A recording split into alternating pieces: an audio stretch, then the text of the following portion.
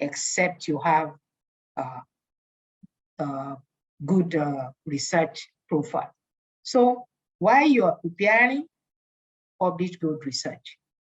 And for those who all of this may not apply to, and you still feel, okay, because of the low cost of tuition, you still want to come and study in Malaysia, but Malaysia is not your final point of call, then my advice will be have a solid exit plan.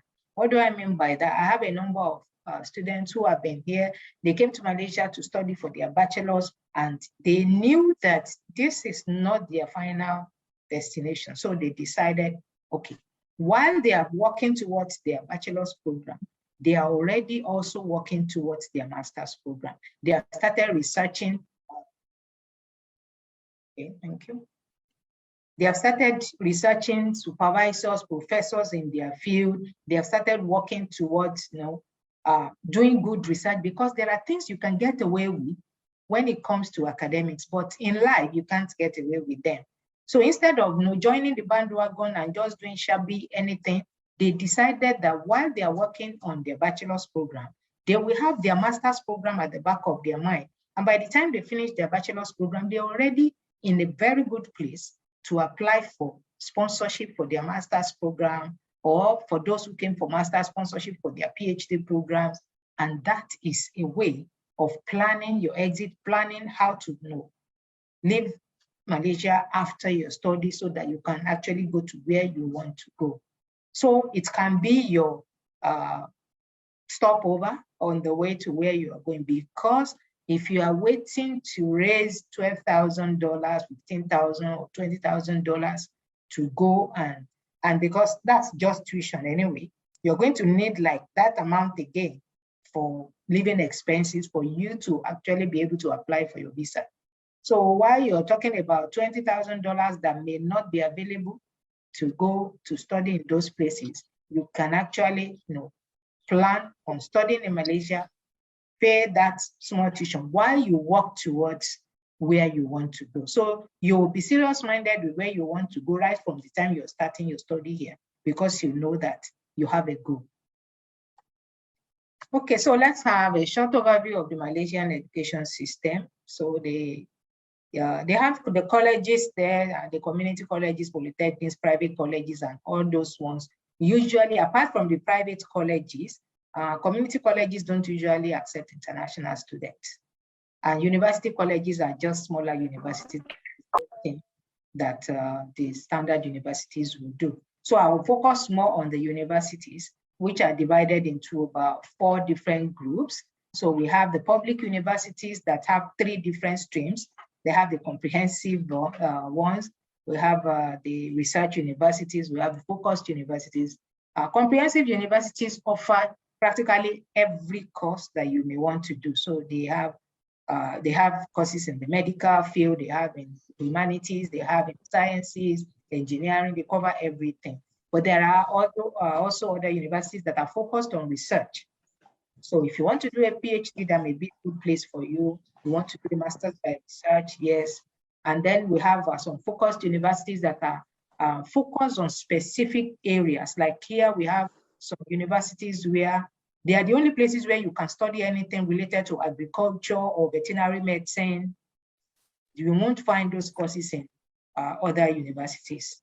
Even in the comprehensive universities, you may not find them.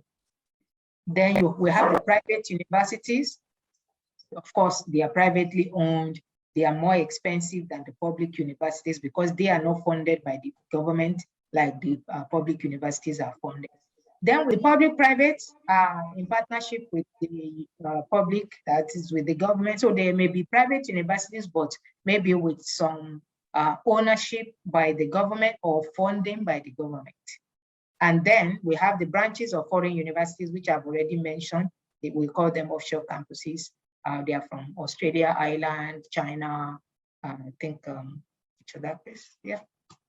So you can also study in them. They are priced like the private universities too.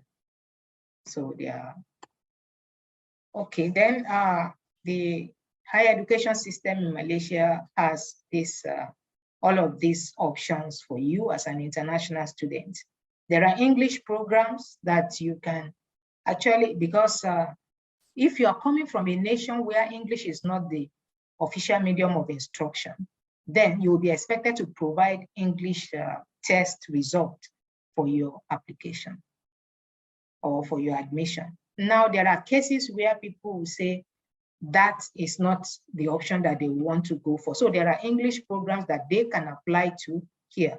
So instead of maybe going for the IELTS program or the TOEFL, then you apply for the English programs. It could be between 3 to 6 months, then you come and then you study for the English, then you write your exams.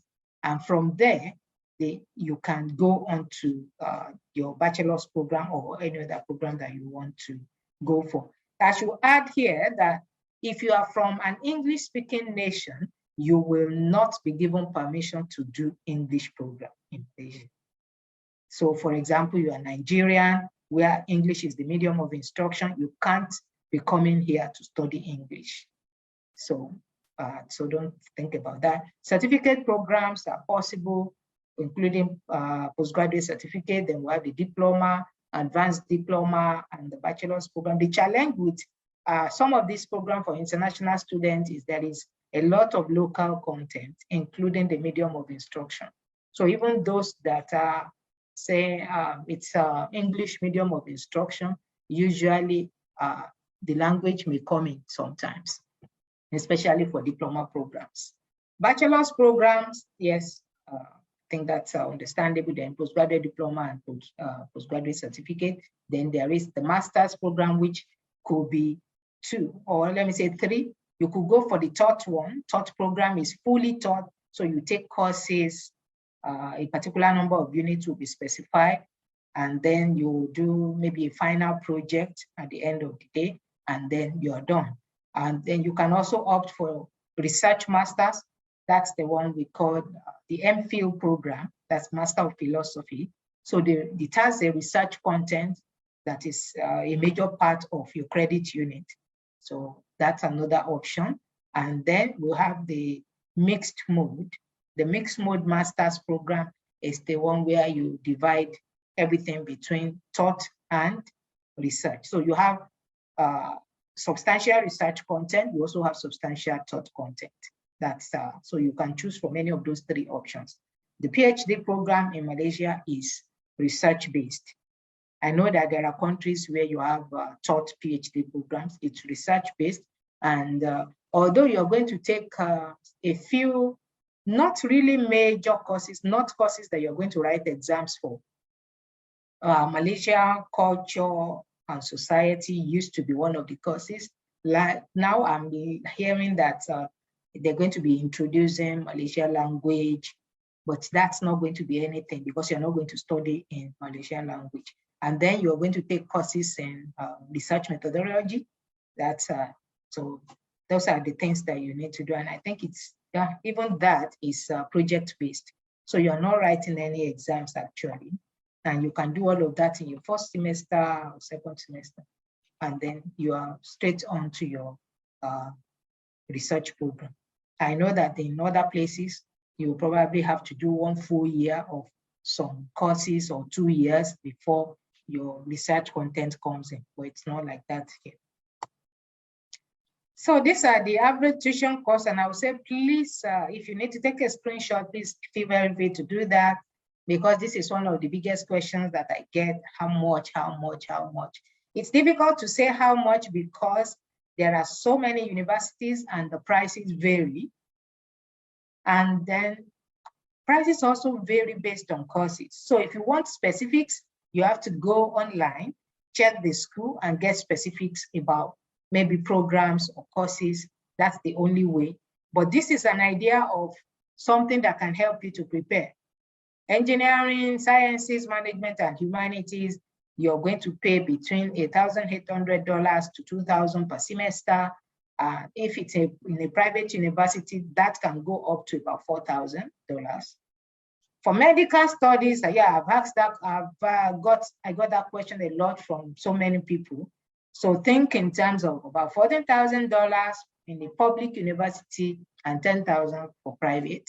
And if you are opting for a nursing program, then you should be thinking in terms of about $2,500 for public universities and up to let's say around 5,000 for private. Law, students, international students are not usually accepted into the law program in public universities here, but you can study in the private university and you'll be thinking in terms of about $5,000 per semester. And for master's program, yes, it can go from about $900 to $2,000. And then for private universities, think of around 2,000 to 4,000. And for PhD programs, going from 1,000 to 2,000 for public universities and about 2,000 to 4,000 for private universities. So that's the idea. Regarding scholarships, which is the question that we get most of the time, please give me a second.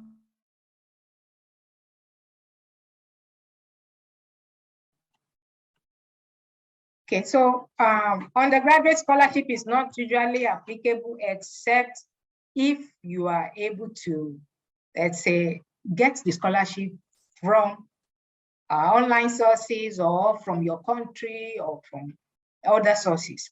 But usually the government here will not give you scholarship for undergraduate programs. And that should be understandable because I always try to explain to people here, scholarships are not just given to people for the sake of giving them. They are given because those who give it want something back in return. And that's usually something that goes into the system. Maybe you do some research and you're able to develop something, you're able to patent something, or your research can contribute to changes, policy changes, key important things. That's the whole idea.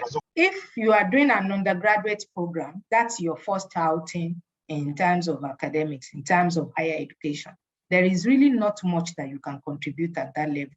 So thinking about scholarship will have to be outside of the government of the country where you want to study, outside of the school, except for Western nations where there are a lot of grants that can be applied for such. Okay, Masters by Research and PhD programs can get funding. We actually have, I remember last year, we couldn't find anyone that qualifies because they don't have publications, they don't have good research proposals. So if you have good publications, you have good research proposals, by all means, get in touch with Arrows, and we're going to support you to get funded master's or PhD programs. And when I say publications, I'm not talking about just putting the paper online. I'm talking about good, peer-reviewed international journals that are indexed in at least Scopus. So if you have Scopus indexed papers, at least 2, and you have a good research proposals, please get in touch. Okay, let's go to living expenses. On the average, it depends on how you want to live. So there is no law about this. Anything from $60 to $1,000 for rent per month will work. Feeding is also something like that, up to about $250 per month, depending on you. You can always spend as much as you want to spend on any one of these. These are just on the average. So for those who want to think in terms of what is the minimum that I will have to spend, then this is the idea. Transportation, if you are not the type that wants to you want to go around and see, travel around, see the nation, you don't need more than, you may not even need anything for transportation, because the universities usually have buses inside the school that moves around and even goes sometimes to town that you can go with, and in many cases, your tuition and some international fees that you've paid covers that. So you just need to watch the time and then follow. So you may not even spend anything on that. Stationaries, yes, maybe you have assignments or presentations or something to print out and bind and to submit. That's basically what you need to do, and nothing much. In the whole month, you may not spend more than $10. So put all of this together, it can give you an idea of how much you should be thinking of in terms of expenses. So it's actually easy for you to have very, very low cost. You just need to choose to live quietly. Okay, so, and then based on the questions that I got, I decided to make some of these comparisons available to people. So for those who are from Nigeria, and I think for those who are from other parts of Africa on the call, this can also give you an idea of how to relate with what you're thinking about. So that's why you're seeing the figures. The figures you're seeing here is about Nigeria. So the population compared with that of Malaysia is almost more than 8 times. But number of universities is just about twice. So that's very challenging because population to university ratio is so high, and that's why so many students can't get into universities every year. And public universities, 91 of them, while there are 20 in Malaysia, private 79 and 62 in Malaysia. Annual capacity, it's, as you can see, is very, very similar, which shouldn't be for a nation that is about 8 times bigger. Universities ranked in the top 200 by QS ranking in these 2 countries, as you can see here, is 0 for Nigeria, 5 for Malaysia. In top 1,000, still 0 and 18 for Malaysia. So international student population, about 130,000 in Malaysia. So you see that you're in good hands. So many students from Africa, almost every part of Africa. International student destination ranking for Malaysia is number 11 in the world. I don't think Nigeria is ranked. So these are some private universities in Nigeria that are very popular, well-known, and so you can see their cost here and compared with public universities and private universities in Malaysia. So you can see them. These figures are in Naira. These figures are in Naira, so you could check them out. You could take a screenshot just to give you an idea, because when I speak to people, sometimes I feel like, okay, if you think education is expensive here, you just need to compare with how much people are spending on private universities back home. That will give you an idea of how bad it is or how good it is. Okay, so let's talk about admission procedure and requirements. Basically, for public universities, you need 3 distinctions, A's or B's, at your grade 12 or A levels for you to enter into any public university in Malaysia. For private universities, they will accept the same, but if you also have B's and C's, they can accept maybe 1B or 1C. They will accept that. So you can see the starred items there. If you go down, the crossover programs accept 2 A's or 2 B's. That means if you have 1C, you can still get into this program. This program is in public universities, but you're going to have to do a 1-year pre-degree program before you can start the main program. So if your result is not good enough for public universities, but you have like 2 distinctions, and maybe the 3rd subject is a C, then you can think about crossover program, because after 1 year, then you can enter into the public university. For application, the process of application, as you can see here, is similar for both private and public institutions. The only, I think there's a very little insignificant difference there. You submit your application in both cases. You get the full offer letter immediately after that if you're attending a public university. But if it's a private university, you get a conditional offer, or what we call the eligibility letter. After that, you'll be expected to make payment for your visa, your student visa. You have to make payment for that first, then your full offer will be issued. But then here, you also need to make payment for public universities here for your visa. Yeah, we call it, the body that is responsible for that in Malaysia is the EMGS, Education Malaysia Global Services. That's the name. So you apply for your EVA, then you get the approval letter. Now you can see that I put a hash on this because this was introduced during COVID because of lockdown, because people get offers, they get their EVA, and then it's time for the semester to start, and they are unable to start because they cannot travel into Malaysia. So they introduced this for people to be able to start their programs online. So a lot of people that came into Malaysia in 2021 and 22 actually had to use this. So after your EVA is approved, then you have, but then if you are going to take this offer, then you have to pay your first semester tuition in a public university and your first year tuition in a private university. Then you can start online while you're processing your visa to come over to Malaysia. Then when your electronic visa approval letter, that's what we call EVA, when it is issued, you are going to take that and go to the Malaysian embassy in your country to apply for the single entry visa, that's the SEV. So you apply for the single entry visa to come into Malaysia. And then some people get confused about the single entry visa, so let me explain a bit. When you apply and get your single entry visa, you have to use it within 3 months. If you don't, it will expire and you are going to have to apply again. Also, for your EVA, your electronic visa approval letter, you have to use it within 6 months or it will expire and you're going to have to apply for another one. So your single entry visa, when you apply for it, then you can travel down to Malaysia. Now, when they give you this single entry visa, they put 3 months on it, which means you can travel within 3 months to Malaysia.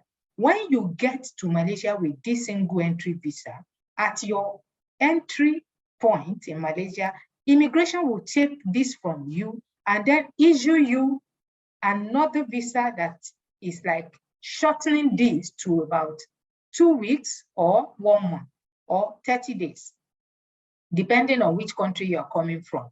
For example, for Nigerian students, it is shortened to 2 weeks, which means within 2 weeks, you should settle down and do your medicals and submit your passport back to the International Student Management Organization in your university so that they can apply for your student visa.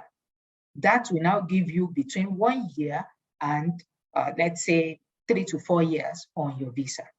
So that's how it was, because a number of people get confused when their visa is shortened at immigration when they enter Malaysia and they're like, okay, what will I do with 2 weeks visa? Yeah, so that's how it works. Get into your university, quickly do your medical test. And please, for medical test, let me address that also. Many people are confused about that. So I always tell people that if you're coming to Malaysia to study, in fact, if you need to announce it to the world, wait until after your medical test, because people fail medical tests. And if you fail medical tests, for example, you are tested and you test positive for HIV or for, there's this other one, if I remember the name, there's one other disease. If you test positive for any of those two, you will not be allowed to stay in Malaysia. You have to go back home. So I always advise, test yourself. And when you are testing yourself, don't do hanky-panky. Do proper test and get proper results so that if there is anything wrong with you, you can take care of yourself before you come to Malaysia. Because if you come, you would have wasted flight cost, you would have wasted, all the money you spent on visa and all that. You would have probably wasted your tuition as well. Because when you are sent back home, it may be very, very challenging for you to be able to continue your program. So I think that's the idea of that. Okay, there are so many intakes possible. For private universities, you have multiple intakes. So if you are going into a private university, I will say any time of the year is a good time to apply. But for some courses, you can only apply at a particular time. So you have to be sure of whether your program is available just anytime or if there are restrictions on when you can go in for your program. Because we've had cases where this challenge happened. I'll give you an example. We had a medical student studying in a private university, and he came in September, and I think he finished his, he came in for the foundation program at, I think maybe May or something like that. So by the time he finished that program, he still had about 6 to 8 months before he can start his medical program, because medical programs only start in September. So they told him, go home, get out of Malaysia and go home, then you can come back for the medical program. That will be really challenging. So you don't want to fall into that kind of problems. So please make findings about your program, be sure before you step into anything.